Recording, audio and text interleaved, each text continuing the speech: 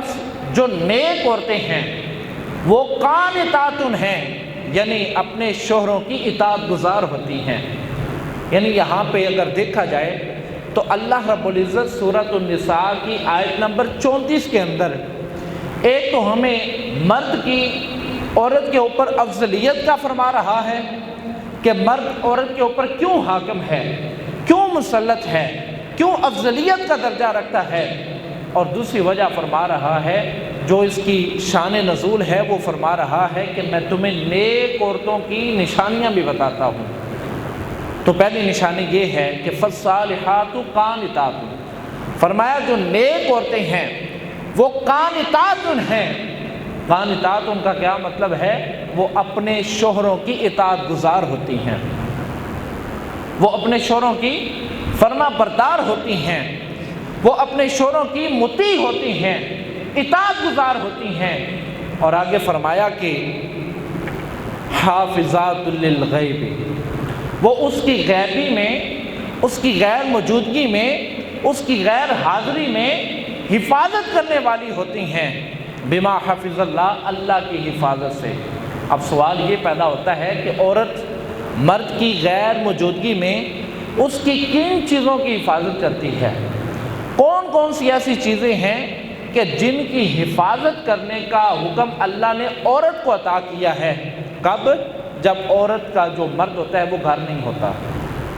یعنی ظاہر ہے کہ انسان ہے، وہ مرد ہے، اس نے باہر بھی جانا ہے، اس نے مزدوری بھی کرنی ہے، اس نے محنت بھی کرنی ہے، اس نے دکان بھی چلانی ہے، اس نے فیکٹری بھی چلانی ہے، اس نے اپنے آفس میں بھی جانا ہے۔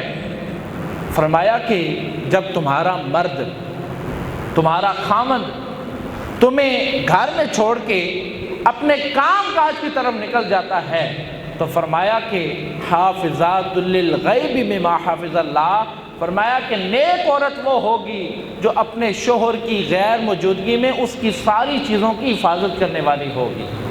اب ساری چیزوں میں کیا کیا آتا ہے؟ اس کی اولاد آتی ہے، اس کا مال آتا ہے، اس کا گھر آتا ہے۔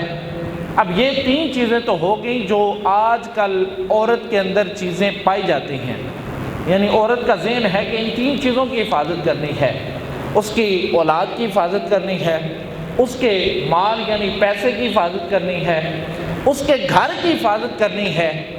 لیکن عورت ذات کو یہ نہیں پتہ کہ اصل جو حفاظت ہے وہ اس کے بعد ہے۔ وہ کون سی حفاظت ہے؟ اللہ کا قرآن فرماتا ہے اپنے شوہر کی جو عزت ہے اور اس کا جو تمہاری جسم کی صورت میں اس کا جو وقار ہے اس کی بھی حفاظت تم نے کرنی ہے۔ یعنی تم گھر کی بھی حفاظت کر لو، اس کے مال کی بھی حفاظت کر لو، اس کی اولاد کی بھی حفاظت کر لو، لیکن خود تم بدکاری پہ اتر آؤ، اپنی عزت، اپنی عصمت جو ہے ان کو داؤ پہ لگا دو۔ فرمایا کہ ایسا نہیں کرنا۔ فرمایا کہ تین تعریفیں اور تین باتیں جن کی حفاظت تم نے کرنی ہے وہ تو تمہیں پتہ ہے، ایک چوتھی بات بھی ہے۔ چوتھی بات یہ ہے کہ اس کی غیر موجودگی میں اس کی عزت کی بھی حفاظت کرنی ہے، کیونکہ مرد کے لیے جو سب سے بڑی عزت کی جگہ ہے وہ کیا ہے؟ اس کی عورت ہے، اس کی عورت کا پردہ ہے، اس کی عورت کا جسم ہے، اس کی عورت کی عصمت ہے، اس کی عورت کی پاک بازی ہے۔